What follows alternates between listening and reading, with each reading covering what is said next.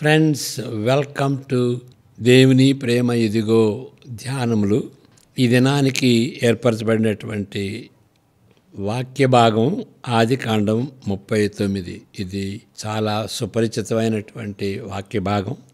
ఫిబ్రవరి 6కి చెందినటువంటి ధ్యానం. మొదటి 10 వచనాలు చదువుతాను.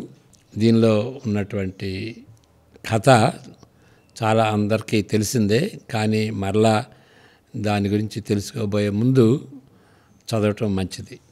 యోసేపును ఐగుప్తునకు తీసుకొని వచ్చినప్పుడు ఫరో యొక్క ఉద్యోగస్తుడును రాజ సంరక్షక సేనాధిపతియునైన పోతీఫరను ఒక ఐగుప్తీయుడు అక్కడికి అతని తీసుకొని వచ్చిన ఇష్మాయేలీయుల యొద్ద అతనిని కొనెను.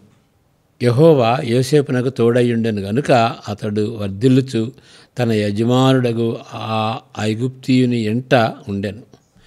యెహోవా అతనికి తోడయ్యున్నాడనియు అతడు చేసినదంతయు అతని చేతిలో యెహోవా సఫలం చేసిననియు అతని యజమానుడు చూచినప్పుడు యోసేపు మీద అతనికి కటాక్షము కలిగను గనుక అతని యొద్ద పరిచర్య చేయువాడాయను. మరియు అతడు తన ఇంటి మీద విచారణకర్తగా అతని నియమించి తనకు కలిగినదంతయు అతని చేతికి అప్పగించెను. అతడు తన ఇంటి మీదను తనకు కలిగినంతటి మీదను అతని విచారణకర్తగా నియమించిన కాలము మొదలుకొని యెహోవా యోసేపు నిమిత్తము ఆ ఐగుప్తీయుని ఇంటిని ఆశీర్వదించెను. యెహోవా ఆశీర్వాదం ఇంటిలోనేమి అతనికి కలిగిన సమస్తము మీదను ఉండెను. అతడు తనకు కలిగినదంతయు యోసేపు చేతికి అప్పగించి తాను ఆహారము తినుట తప్ప తనకేమి ఉన్నదో ఏమీ లేదో విచారించిన వాడు కాడు. యోసేపు రూపవంతుడును సుందరుడును అయ్యుండెను. అటు తర్వాత అతని యజమానుని భార్య యోసేపు మీద కన్నువేసి తనతో శయనించుమని చెప్పాను. అయితే అతడు ఒప్పక, నా యజమానుడు తనకు కలిగినదంతయు నా చేతికి అప్పగించను కదా, నా వశమున తన ఇంటిలో ఏమి ఉన్నదో అతడు ఎరుగడు. ఈ ఇంటిలో నాకంటే పైవాడు ఎవడునూ లేడు. నీవు అతని భార్యవైనందున నిన్ను తప్ప మరి దేనిని నాకు అప్పగింపక ఉండలేదు. కాబట్టి నేనెట్లు ఇంత ఘోరమైన దుష్కార్యము చేసి దేవునికి విరోధముగా పాపము కట్టుకొందునని తన యజమానిని భార్యతో అనెను. దినదినము ఆమె యోసేపుతో మాట్లాడుతుండెను గాని అతడు ఆమెతో శయనించుటకైనను ఆమెతో ఉండుటకైనను ఆమె మాట విన్నవాడు కాడు. అట్లుండగా ఒకనాడు అతడు తన పని మీద ఇంటి లోపలికి వెళ్ళినప్పుడు ఇంటి మనుషులలో ఎవరనూ అక్కడ లేరు.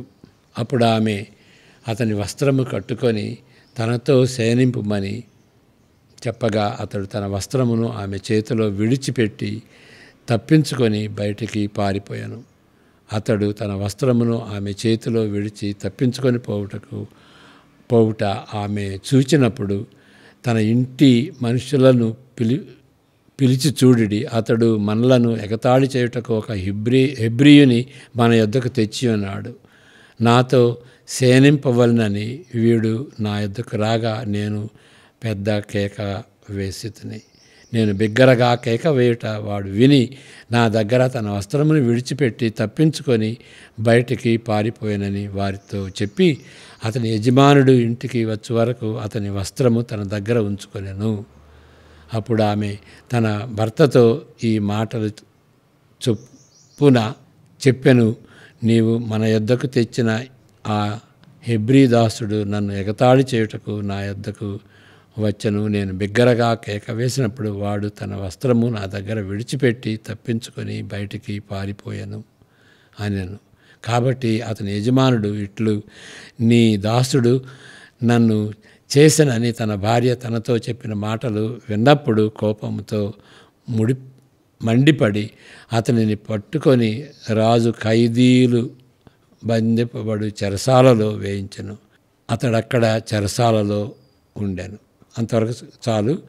మనకి ఈ వాక్యాన్ని చదువుకుంటే మనం దీన్ని, ఈ వాక్యాన్ని, ఈ ధ్యానాన్ని అర్థం చేసుకోవటం సులువు. దయచేసి 2-3 సార్లు చదవండి.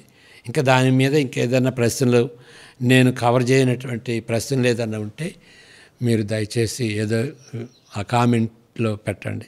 ఒక శోధన ఆకర్షణీయమైనదిగా కనిపించినప్పటికీ అది దేవునికి వ్యతిరేకంగా ఉన్న పాపము అని గ్రహించిన ఒక భక్తుని యొక్క కథగాను, అందును బట్టి ఒక సత్యాన్ని నేర్చుకునేటకు ఆశను తీర్చుకునే దానికంటే తన పరిశుద్ధతను గూర్చి ఎక్కువ శ్రద్ధ వహించవలనటువంటి సత్యాన్ని ఒక సందర్భంగా ఈ అధ్యాయము చదువుట సమంజసమే. మనం మామూలుగా ఈ కథని ఆ విధంగా చదువుతాం.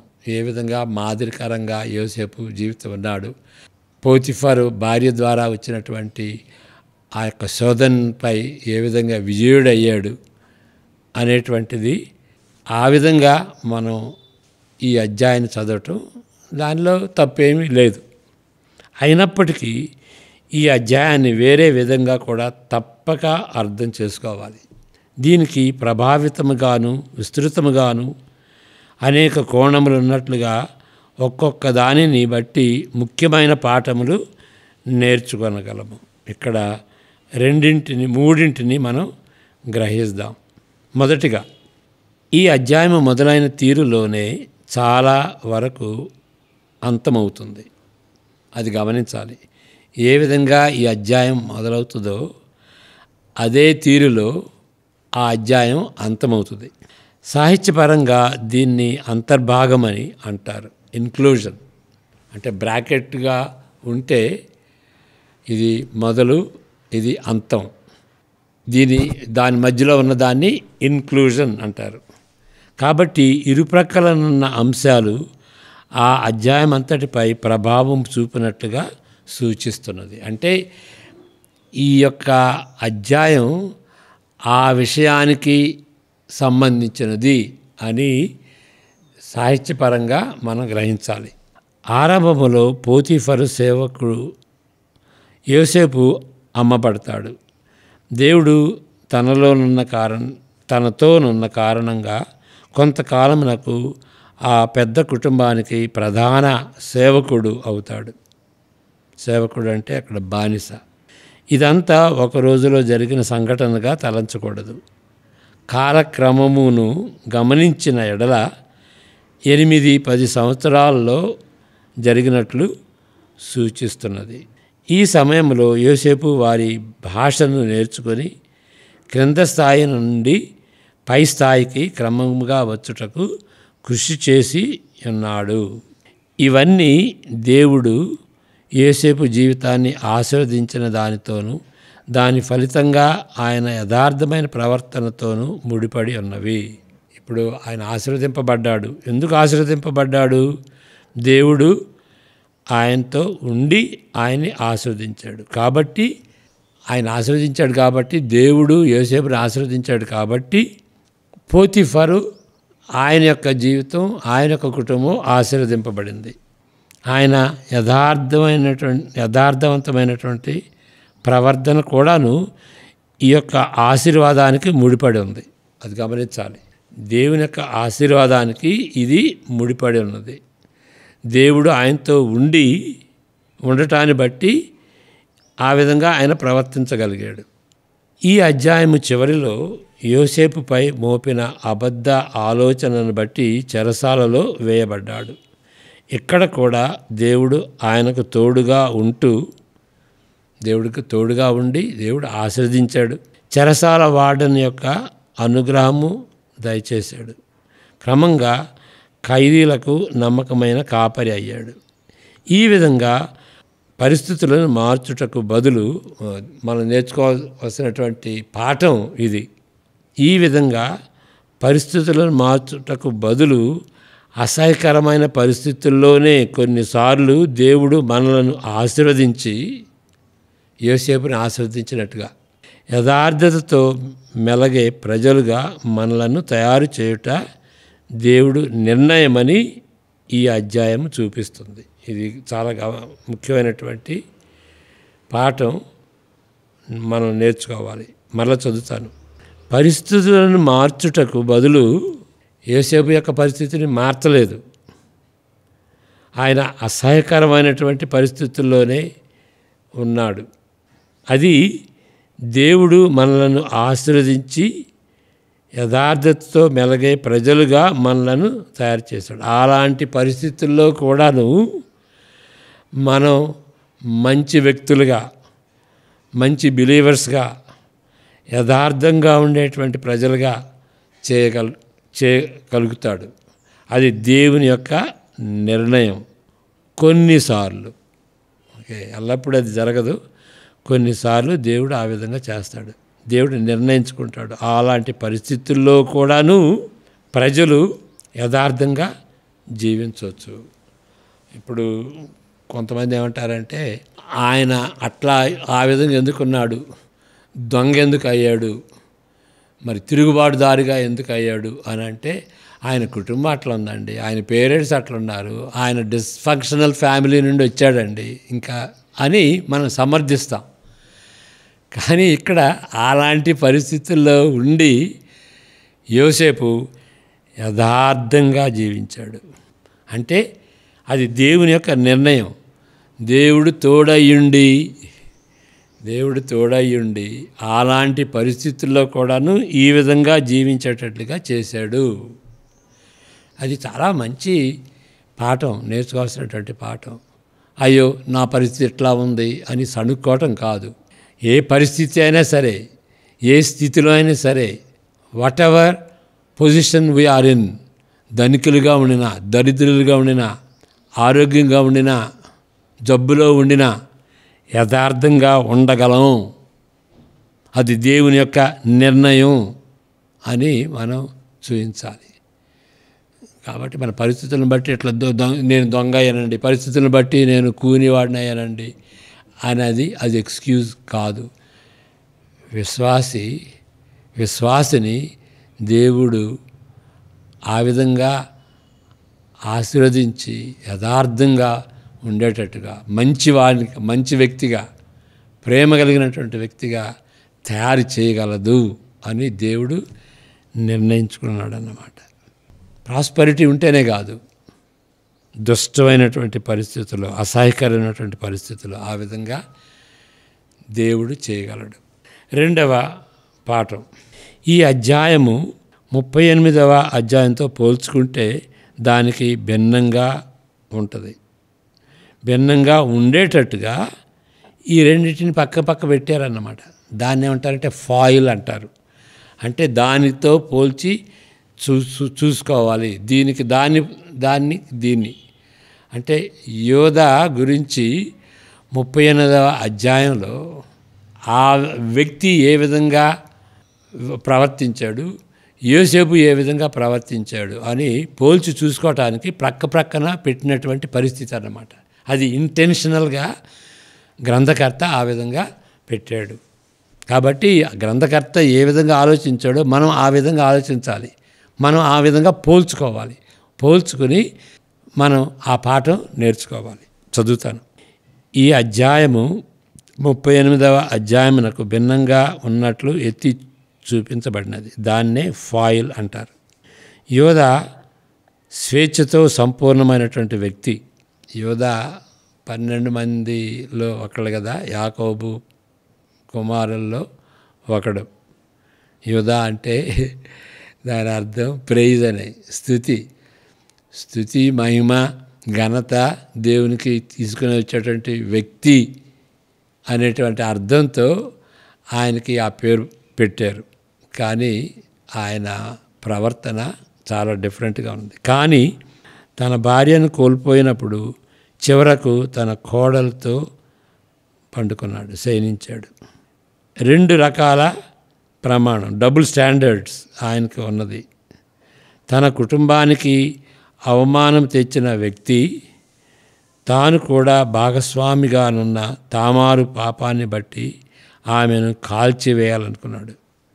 ఆయన తామారు గురించి ఆవిడ ఎంతో పాపం చేసింది. ఆ తామారని తెలియదు అనుకోండి, పాపం చేశాడు కాబట్టి ఈమె చనిపోవాల్సిందే కాల్చివేయాలని అనుకున్నాడు. ఆయన ముందుగా ఆ విధంగా తలంచాడు. అంటే ఆయన పాపం చేసినప్పుడు తెలియదు, ముసుగు వేసుకుని ఉంది కాబట్టి పాపం చేశాడు. కానీ అది పాపి అని తెలిసినప్పుడు ఆయన కాల్చివేయాలనుకున్నాడు. దీన్ని బట్టి దోషులుగా పట్టుపడినప్పుడే శిక్షించవలెనని కానీ న్యాయాన్ని బట్టి వారిని శిక్షించవలనన్న నియమము లేనివానిగా యోధా కనిపిస్తున్నాడు. అంటే ఆయన పట్టుబడ్డాడు కాబట్టి ఓకే శిక్షించాలి. ఆ శిక్ష అనేది మరి న్యాయాన్ని బట్టి శిక్షించాలి అనేటువంటిది ఒక నియమంగా ఉన్నటువంటి వ్యక్తి కాదు. తాను ఇన్వాల్వ్ అయ్యాడు కాబట్టి తాను ఆ విధంగా చేశాడు. షీఈజ్ నాకంటే ఆవిడ నీతిమంతురాలు అని చెప్పాడు యోధా. నియమము లేనివానిగా యోధా కనిపిస్తున్నాడు. డబుల్ స్టాండర్డ్ అన్నమాట. అంతకుముందు కోప్పడ్డాడు, తర్వాత ఆయన ఒప్పుకున్నాడు ఆయనే పాపిగా. యోసేపు ఒక బానిస, ఆయనేమో యోధా ఏమో ఆయన స్వేచ్ఛపరుడు, ఫ్రీ మ్యాన్. ఆయన బానిస కాదు, స్వేచ్ఛపరుడు, సంపూర్ణమైనటువంటి వ్యక్తి. యోసేపు అయితే అప్పుడు ఒక బానిస. దేవుని ఆశీర్వాదమును బట్టి, తన పరిశుద్ధతను బట్టి, తన యథార్థతను కాపాడుకోగలిగాడు. లోకరీత్యా ఎవరు ఎక్కువ సంతోషించారు? యోధా సంతోషించాడు కదా. అయితే నిత్యత్వపు వెలుగులో ఎవరు ఆనందించగలిగారు? దేవుని దృష్టిలో యోసేపు ఆనందించాడు. అది రెండవ పాఠం నేర్చుకునేది. మూడవ పాఠం, ఐగుప్తు సామ్రాజ్య నాయకునిగా యోసేపు హెచ్చింపబడినట్లు చరిత్ర ముందుకు కొనసాగుతున్నప్పుడు ఈ అధ్యాయం ఒక మైలురాయిలుగా ఉంటున్నట్లు గుర్తించాలి. ఆదికాండం 34, 39 నుండి 40 అధ్యాయాల్లో విశ్లేషించబడిన దుస్థితి ద్వారా యోసేపు చివరిగా ఐగుప్తుకు ప్రధానమంత్రిగా హెచ్చింపబడి కరువు కష్టాల నుండి అనేక మందిని రక్షించాడు. అంతే కదా. మరి ఆ కష్టాల్లో నష్టాల్లో వెళ్ళి, హింసల గుండా వెళ్ళి మరి ఆయన కుటుంబాన్ని రక్షించగలిగాడు. తన ఉమ్మడి కుటుంబంతో పాటు మరి 70 మంది కదా వాళ్ళు వెళ్ళారు. గెర్షోం ప్రాంతంలో వాళ్ళు సెటిల్ అయ్యారు. కాబట్టి ఆ కరువు పరిస్థితుల నుండి ఆయన కుటుంబాన్ని, తన సొంత కుటుంబాన్ని కాపాడుకున్నాడు. దీన్ని బట్టి మెస్సయా వంశాన్ని కూడా రక్షించగలిగాడు. మరి యూదుల నుండే వచ్చాడు కదా యేసుప్రభు, రక్షకుడు. ఆ 12 గోత్రాలు లేకపోతే, యాకోబు వంశం లేకపోతే ఏమయ్యేది? ఇశ్రాయేలీయులు ఉండేవాళ్ళు కాదు. యేసుప్రభు రక్షకుడుగా మెస్సయా ఆయన కూడా ఉండేవాడు కాదు. కాబట్టి దేవుని సర్వాధికారం చొప్పున వాళ్ళని రక్షించాడు యోసేపు. కానీ దురావస్థలో పయనిస్తున్నప్పుడు ఏ విధముగా జరుగునున్నదో యోసేపుకి తెలియదు. ఈ విధంగా తన జీవితాన్ని బట్టి రక్షకుడు, లోకాన్ని అంతటినీ రక్షించేటువంటి రక్షకుడు వస్తాడు అని ఏ కోశంలో కూడాను యోసేపు తలంచి ఉండడు. ఆయన తెలుసుకున్నది మాత్రం ఒకటి, ఆయనకు తెలిసింది మాత్రం ఒకటి. అదేంటి? సాంప్రదాయ పరంగా అందించబడిన అబ్రహాము అనుభవాలు, అబ్రహాం జీవితంలో దేవుడు ఏ విధంగా పనిచేశాడు, అలాంటి క్లిష్ట పరిస్థితుల్లో కూడాను దేవుడు కాపాడాడు అనేటువంటి ఆ బ్యాక్గ్రౌండ్ నాలెడ్జి ఆయనకు ఉంది. వీటితో పాటు యవ్వన కాలంలో ఆయనకు వచ్చిన కలలు, కాబట్టి అదే అంతవరకే తెలుసు ఆయనకి.